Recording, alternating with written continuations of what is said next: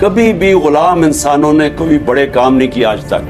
اور غلامی صرف یہ نہیں ہوتی کہ فزیکل غلامی ہوتی، ذہنی غلامی اس سے زیادہ خوفناک ہوتی ہے. اس وقت ہمارا مسئلہ یہ ہے، اور یہ مسلمان دنیا کا، کہ کلونیلزم کی وجہ سے ابھی تک ہم اس ذہنی غلامی سے نہیں نکل سکے. جو انگریزی بہتر بول لیتا ہے اس کو ہم ایک بڑا سٹیٹس دے دیتے ہیں معاشرے میں. یہ تو صرف ایک طریقہ ہونا چاہیے باہر کی نالج ایکوائر کر کے اور پھر اپنا تھاٹ پروسیس ڈیولپ کرنے کا. جو سوچ تھی ہمارے نبی صلی اللہ علیہ وسلم کی مدینہ کی ریاست میں جو فلائی ریاست بنائی تھی، نمبر 1 اس کا اصول تھا عدل اور انصاف.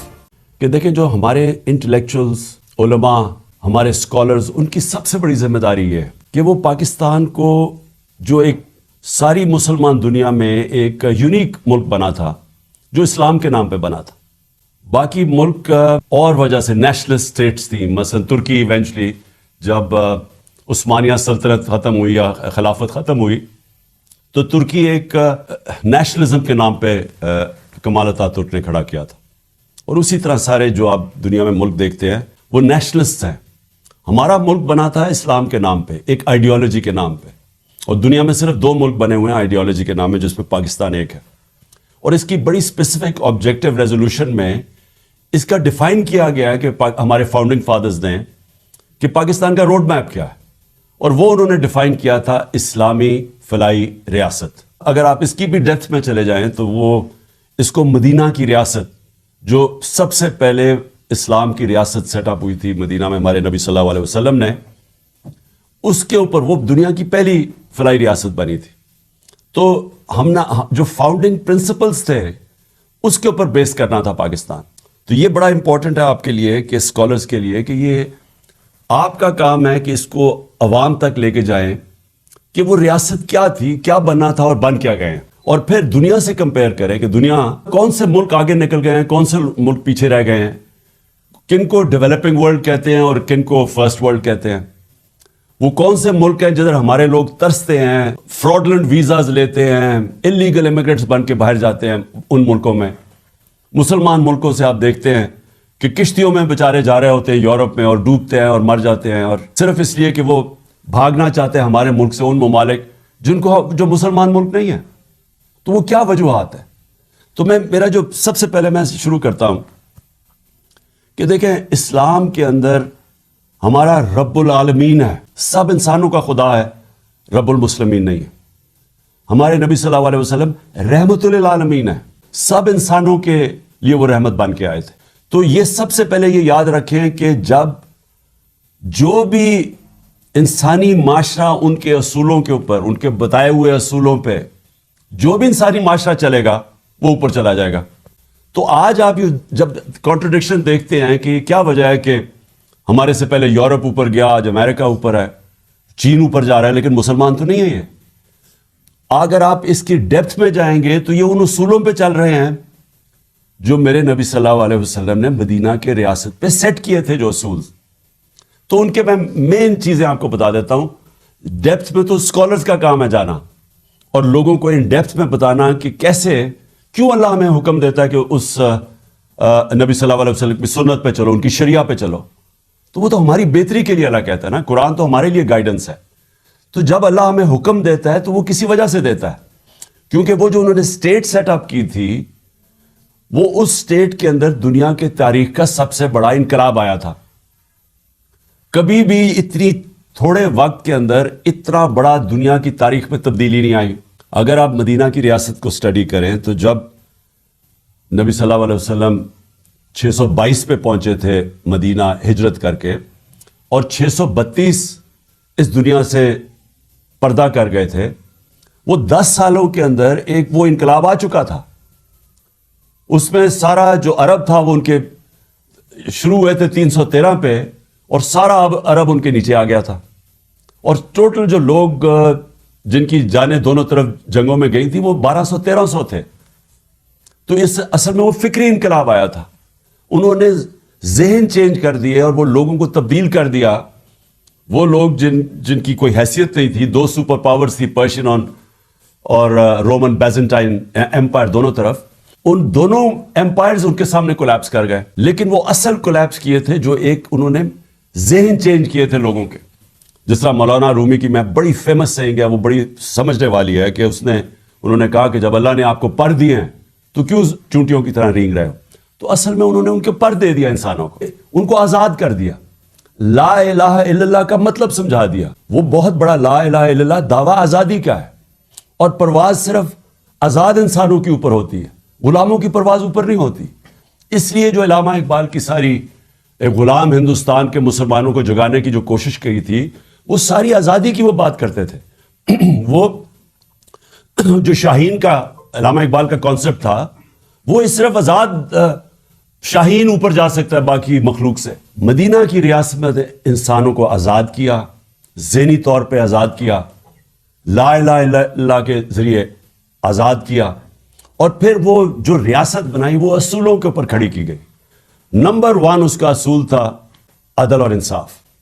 یہ یاد رکھیں کہ یہ سب سے بڑا، قرآن میں بار بار انصاف کے اوپر ایمفیسس یہ آتا ہے کہ انسان کے معاشرے میں اور جانوروں کے معاشرے میں سب سے بڑا فرق ہوتا ہے انصاف۔ جانوروں کے معاشرے میں مائٹ از رائٹ ہوتا ہے، انسانوں کے راستے میں انصاف ہوتا ہے، طاقتور اور کمزور ایک برابر ہو جاتے ہیں۔ تو بیسکلی جب آپ انصاف قائم کرتے ہیں ایک معاشرے میں، آپ لوگوں کو آزاد کر دیتے ہیں۔ جب آپ لوگوں کے فنڈامنٹل رائٹس کی حفاظت کرتے ہیں، ایک معاشرہ جب ان کو پروٹیکٹ کرتا ہے تو وہ معاشرہ اس قوم کے پوٹینشل کو ریلیز کر دیتا ہے، اس کی پرواز اوپر کر دیتا ہے، ان کو پر دیتا تھا انسانوں کو۔ کبھی بھی غلام انسانوں نے کوئی بڑے کام نہیں کیا آج تک۔ اور غلامی صرف یہ نہیں ہوتی کہ فزیکل غلامی ہوتی ہے، ذہنی غلامی اس سے زیادہ خوفناک ہوتی ہے۔ اور وہ جو کلونیلزم کا جو سب سے بڑا امپیکٹ پڑتا ہے، وہ ہمیں ذہنی غلام بنا دیتا ہے دوسرے کلچر کی۔ ہم ابھی تک یہ نہیں سمجھ سکے کہ جب ہم انگریزی پڑھاتے ہیں لوگوں کو ہائر ایجوکیشن کے لیے، اور کیونکہ اس وقت اسیوم کیا جاتا ہے کہ ہائر ایجوکیشن جو ہے انگریزی زبان کے لیے سیکھنا ضروری ہے۔ وہ ایک وقت پہ ہمارے نبی صلی اللہ علیہ وسلم نے کہا تھا کہ چائنا بھی جانا پڑے تعلیم حاصل کرنے کے لیے تو جاؤ، علم حاصل کرنے کے لیے۔ تو وہاں تک تو ٹھیک ہے، لیکن اس کے انگریزی کی وجہ سے ایک دوسرے کلچر کا غلام بن جانا، یہ بڑی خطرناک چیز ہے، کیونکہ غلام پھر اچھے غلام ہی بنتے ہیں، ان کے اندر اوریجنل تھنکنگ ختم ہو جاتی ہے، اوریجنل تھاٹ ختم ہو جاتا ہے، انوویشن، انوینشنز جس کی وجہ سے معاشرے آگے بڑھتے ہیں وہ ختم ہو جاتے ہیں، کیونکہ وہ بس صرف باہر سے نالج کو اڈاپٹ ہی کرتے رہتے ہیں، وہ اپنی پھر نالج پروڈیوس نہیں کرتے۔ اور یہی جب آپ مسلمانوں کی تاریخ دیکھیں تو جو ایک دم وہ سویلائزیشن اوپر گیا تھا، اس کے پیچھے پورا ایک انٹلیکچوئل، پورا ایک تھنک ٹینکس بنے تھے، جو بغداد کے اندر بیت الحکمہ قائم کیا تھا ہارون الرشید نے اور مامون الرشید نے۔ ساری دنیا سے انہوں نے کتابوں کی ٹرانسلیشنز کی تھی وہاں، اس میں بڑے بڑے اسکالرز نکلے تھے۔ مسلمانوں نے دنیا کے اندر سائنس میں لیڈ کیا تھا، ٹاپ اسکالرز مسلمان تھے۔ اس کی وجہ تھی کہ ان کی باقاعدہ ایک علم سیکھنے کو انہوں نے ایک سیکرڈ ڈیوٹی بنا دیا کہ آپ اگر عبادت کا درجہ دے دیا تعلیم کی حاصل کرنے کا۔ اور پھر اوریجنل تھنکنگ آئی جب انہوں نے ٹرانسلیٹ ایرسٹوٹل کے اور گریک اسکالرز کی، انہوں نے جب کتابیں ٹرانسلیٹ کی عربی میں، اور پھر اپنی اس کے اوپر تبصرے کر کے ان کو اس تھاٹ پروسیس کو آگے لے کے گئے۔ تو اس وقت ہمارا مسئلہ یہ ہے، اور یہ مسلمان دنیا کا، کہ کلونیلزم کی وجہ سے ابھی تک ہم اس ذہنی غلامی سے نہیں نکل سکے۔ ہم ابھی تک جو انگریزی بہتر بول لیتا ہے اس کو ہم ایک بڑا سٹیٹس دے دیتے ہیں معاشرے میں۔ ہم یہ ریئلائز نہیں کرتے کہ یہ تو صرف مینس ٹو این اینڈ ہونا چاہیے، یہ تو صرف ایک طریقہ ہونا چاہیے باہر کی نالج ایکوائر کر کے اور پھر اپنا تھاٹ پروسیس ڈیولپ کرنے کا۔ اور اسی لیے ابھی تک ہم کہ کیا ہونا چاہیے تھا پاکستان کو، ہم یہی نہیں سمجھ سکے کہ اس کی بڑی ایک عظیم خواب تھا، مشن سٹیٹمنٹ تھی، اسلامی فلاحی ریاست، بیسکلی مدینہ کی ریاست کے اصولوں پہ کھڑا ہونا۔ تو آج آپ یہ دیکھ لیں کہ جو نمبر 1 پرنسپل تھا عدل اور انصاف، جس کو اس کو انگریزی میں رول آف لا کہتے ہیں، آج آپ دیکھ لیں کہ مسلمان دنیا کے کیا حالات ہیں رول آف لا کے انڈیکس میں، اور آپ دوسری طرف دیکھ لیں کہ مغربی ریاستیں جو مسلمان نہیں ہیں ان کے رول آف لا کے انڈیکس میں وہ کدھر ہیں۔ ایک رول آف لا انڈیکس ہے جس میں ٹاپ پہ سوئٹزرلینڈ ہے 99.9%، اور سب سے کم ہے نائجیریا 7% پہ۔ نائجیریا تیل کے ذخیرے پہ بیٹھا ہوا ہے، غربت کی انتہا ہے نائجیریا میں۔ स्विट्जरलैंड में कोई रिसोर्सेज ही नहीं है, लेकिन क्योंकि वहां रूल ऑफ लॉ और इंसाफ है, वो सबसे खुशहाल मुल्क है। यूरोपियन वेस्टर्न मुल्क सब 80 to 90% है रूल ऑफ लॉ में और खुशहाल है। और मुसलमान दुनिया, शायद ही कोई मुसलमान मुल्क 20% से ऊपर है। और पाकिस्तान का हाल आपके सामने है। ये जो अब सब कुछ हो रहा है पाकिस्तान में, ये जो तमाशे हो रहे हैं, लोगों को पकड़ पकड़ जेलों में डालना, कोई फंडामेंटल राइट्स की कोई हिफाजत नहीं कर सकता। ताकतवर जो मर्जी कर ले पाकिस्तान में, वो आप चोरी करके एनआरओ ले लें, कब्जा ग्रुप फिर रहे हैं पाकिस्तान में। तो यहां तो कमजोर की हिफाजत करने के लिए माशरे के अंदर जो होना चाहिए था, प्रोटेक्ट करना चाहिए था अवाम के और लोगों के राइट्स को, वो है ही नहीं। और इसीलिए नबी सल्लल्लाहु अलैहि वसल्लम ने 1500 साल पहले कहा था कि तुम्हारे से पहले बड़ी कौमें तबाह हुई। जो ताकतवर जब चोरी करता था तो उसको नहीं पकड़ते थे, कमजोरों को सिर्फ सजा देते थे।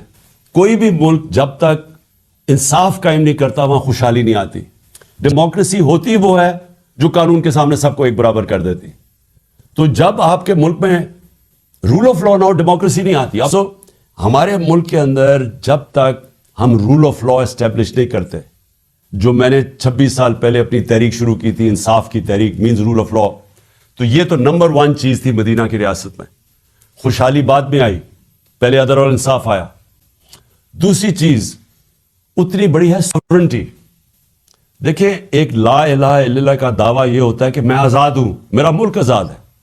यह नहीं हो सकता कि आप इतना बड़ा दावा करते हैं और आपका मुल्क गुलामी करे, कभी किसी सुपर पावर की, कभी किसी के सामने हाथ फैलाए। यह बिल्कुल ला इलाहा इल्लल्लाह की कॉन्ट्रवेंशन है। एक स्टेट की सॉवरेंटी जब वो सब्जुगेट कर देती है अपनी सॉवरेंटी। अच्छा, इसको भी और डिफाइन कर दें कि जब हम कहते हैं इंडिपेंडेंट फॉरेन पॉलिसी, उसका क्या मतलब है? इंडिपेंडेंट फॉरेन पॉलिसी का मतलब यह होता है कि एक मुल्क की फॉरेन पॉलिसी बनती है अपने लोगों के मफादात की तहफ़्फ़ुज़ देने के लिए, जिसको नेशनल इंटरेस्ट कहते हैं। अब हमारे मुल्क में ये तो बनता भी ऐसे रहा है, हमने अपने मुल्क को कुर्बान किया और लोगों की फॉरेन पॉलिसी के इंटरेस्ट के लिए। हमने वॉर ऑन टेरर में हिस्सा ले लिया और अपने 80,000 लोग मरवा दिए थोड़े से डॉलर्स के लिए, और सिर्फ अमेरिका को खुश करने के लिए। उसका नतीजा क्या हुआ? ना अमेरिका खुश हुआ, अपने लोगों की तबाही कर दी, और छोटी सी एलीट जो ऊपर बैठी हुई उसका फायदा हो गया। बाकी अवाम में 80,000 लोगों को, यानी सारा अपना कबायली इलाका, उसको उजाड़ के रख दिया। पख्तूनख्वा के सूबे के अंदर तबाही आई, लेकिन फायदा तो सिर्फ थोड़े से लोग जो ऊपर बैठे हुए थे। तो जब एक फॉरेन पॉलिसी आपकी बनती है किसी और के इंटरेस्ट को सर्व करने के लिए, आप आजाद नहीं होते। तीसरी चीज है, स्टेट की जिम्मेदारी है अपने कमजोर तबके की हिफाजत करना, जिसको फलाई रियासत कहते हैं। जो इलामा इकबाल जब स्पिरिचुअल डेमोक्रेसी की बात करते थे, उसके पीछे क्या था कि एक डेमोक्रेसी जिसमें इंसानियत की कदर हो, जो ह्यूमैन हो। मेरी कंटेंशन ये है कि जब तक आप अदल और इंसाफ नहीं माशरे में राइज करते और एक फलाई रियासत इंसानियत का निज़ाम नहीं बनाते, अल्लाह की बरकत नहीं आती माशरे पे। जो भी मुल्कों के अंदर जुल्म होता है, जो कदर नहीं करते अपने कमजोर तबके के, जिधर गरीब और अमीर में फासले बढ़ते जाते हैं, जिधर गरीब की बुनियादी जरूरियात पूरी नहीं करता एक माशरा, मेरी ये मान है कि उनके ऊपर अल्लाह की बरकत नहीं आती। हमें यह कहा जाता है कि जी पहला पैसा आएगा, पहले कौम के अंदर पैसा आएगा और फिर हम उस कौम के अंदर फलाई रियासत लेके आएंगे। मैं ये समझता हूं कि ये बिल्कुल गलत है। पहले आप फलाई रियासत लेते हैं, अदल और इंसाफ कायम करते हैं, फिर कौम में खुशहाली आती है, जो कि मदीना रियासत में हुआ था। शुरू में तो बड़े मुश्किल हालात थे मुसलमानों के, लेकिन उन्होंने आते साथ ही फलाई रियासत और उन्होंने अदल और इंसाफ कायम किया, उसके बाद खुशहाली आई। और यही मॉडल पाकिस्तान को फॉलो करना है, क्योंकि अब तक हम इंतजार ही करते रहते हैं कि जी पहले पैसे आएंगे और फिर फलाई रियासत बनेगी, जो ना पैसे आते हैं और ना फलाई रियासत बनी है अभी तक। लेकिन उससे भी पहले अदल और इंसाफ सबसे इंपॉर्टेंट है, जिसके लिए ये जो मेरी सारी हकीकी आज़ादी की तहरीक है, इसकी बुनियाद ही ये है कि पाकिस्तान में हमें सबको मिलके एक इंसाफ के निज़ाम, रूल ऑफ लॉ के लिए लड़ना चाहिए। कि जब तक सब ताकतवर तबके कानून के नीचे नहीं आते, जब तक कानून ताकतवर को انصاف کے کٹہرے میں نہیں کھڑا کرتا طاقتور مجرموں کو. پاکستان چھوڑے کسی بھی دنیا کے ملک کا کوئی مستقبل نہیں ہے جدھر طاقتور کے لیے ایک قانون اور کمزور کے لیے دوسرا.